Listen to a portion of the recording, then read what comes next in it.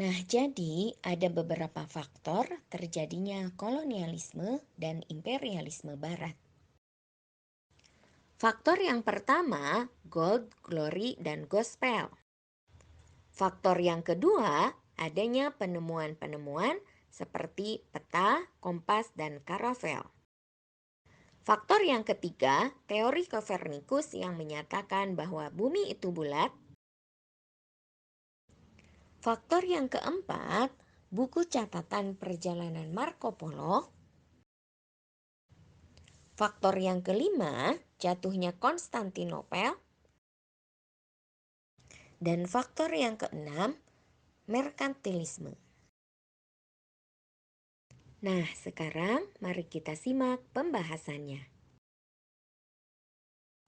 Perlu diketahui bahwa bangsa Eropa yang pertama kali melakukan penjelajahan ke dunia timur adalah bangsa Portugis. Ada 3 tujuan tentunya. Yang pertama, ingin mendapatkan barang-barang seperti logam mulia dan rempah-rempah dari sumbernya secara langsung. Dalam hal ini di dunia timur tentunya. Karena selama ini mereka mendapatkan barang-barang tersebut di wilayah Konstantinopel dengan harga yang sangat mahal. Yang kedua, selain untuk mendapatkan rempah-rempah, bangsa Portugis juga ingin menunjukkan kepada bangsa-bangsa lain akan kejayaannya dengan kemampuannya menguasai suatu wilayah. Sebagai salah satu contoh, ketika Portugis berada di Nusantara, kemudian mengadakan suatu perjanjian dengan salah satu kerajaan di Nusantara, yaitu Kerajaan Sunda, Portugis meletakkan sebuah batu besar yang bergambar lambang kerajaan Portugal atau yang kita sebut sebagai Padrao. Nah, Padrao ini bukan saja sebagai simbol tercapainya suatu perjanjian, tetapi juga simbol kejayaan bangsa Portugis. Yang ketiga, sambil mencari kekayaan sekaligus menunjukkan kejayaannya, Portugis juga menyebarkan agama Katolik. Nah, hal ini dilakukan karena ketaatan Portugis terhadap Paus yang bukan saja sebagai pemimpin gereja, tetapi juga sebagai wakil Tuhan di dunia. Nah, faktor yang kedua, adanya berbagai penemuan seperti kompas, peta, dan karavel di abad ke-15 sampai abad ke-17 yang mendukung rencana bangsa Eropa untuk melakukan penjelajahan ke dunia timur. Sekaligus, mereka juga ingin membuktikan sebuah teori yang mengatakan bahwa bumi itu bulat. Faktor yang selanjutnya, adanya buku catatan perjalanan Marco Polo yang mengkisahkan tentang keajaiban dan kemakmuran dunia timur, seperti Indonesia salah satunya.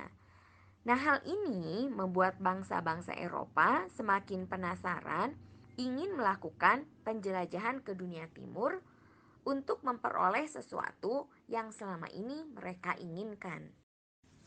Faktor yang kelima, jatuhnya Konstantinopel ke tangan Turki Utsmani. Hal ini membuat bangsa Eropa harus mencari rute baru untuk mendapatkan rempah-rempah.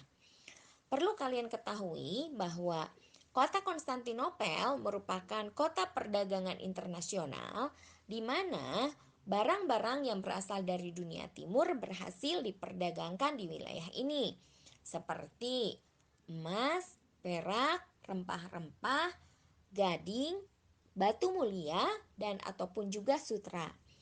Nah, para pedagang Eropa membeli barang-barang tersebut dari para pedagang Arab ataupun juga dari para pedagang yang berasal dari wilayah Asia Tengah. Kenapa mereka membeli barang-barang tersebut?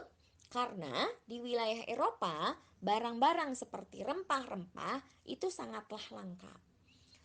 Pada suatu hari di tahun 1453, kota Konstantinopel berhasil dikuasai oleh Turki Utsmani atau Ottoman di bawah pimpinan Sultan Muhammad Al-Fatih II atau yang kita sebut sebagai Sultan Mehmed II.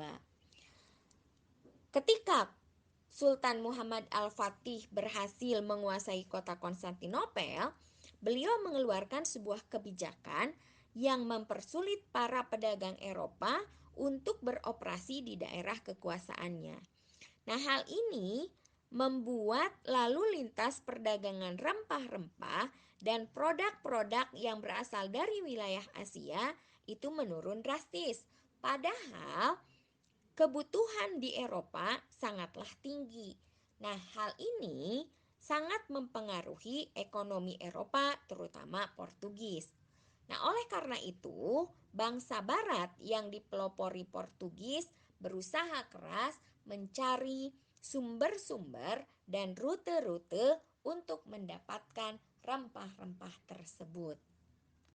Faktor yang keenam adalah merkantilisme. Merkantilisme merupakan teori ekonomi yang dianut oleh bangsa Eropa di abad ke-15 sampai abad ke-17 yang menyatakan bahwa suatu negara dikatakan kaya, suatu negara dikatakan maju jika memiliki aset. Nah, aset yang dimaksud adalah logam mulia dan juga barang-barang berharga lainnya diantaranya adalah rempah-rempah. Mereka bersaing satu sama lain untuk mendapatkan barang tersebut di luar wilayah Eropa. Kenapa? Karena di wilayah Eropa sendiri barang-barang tersebut sangatlah langka. Nah, inilah awal terjadinya penjelajahan samudra dan nantinya akan berkembang menjadi kolonialisme dan imperialisme yang dilakukan oleh bangsa Eropa, dalam hal ini dipelopori oleh bangsa Portugis. Nah, selanjutnya bagaimana akhirnya bangsa Portugis bisa memasuki wilayah-wilayah yang kaya akan logam mulia dan ataupun juga kaya akan rempah-rempah, nanti akan kita bahas di pertemuan berikutnya. Nah, demikian materi tentang faktor-faktor terjadinya kolonialisme dan imperialisme yang dilakukan oleh bangsa Barat.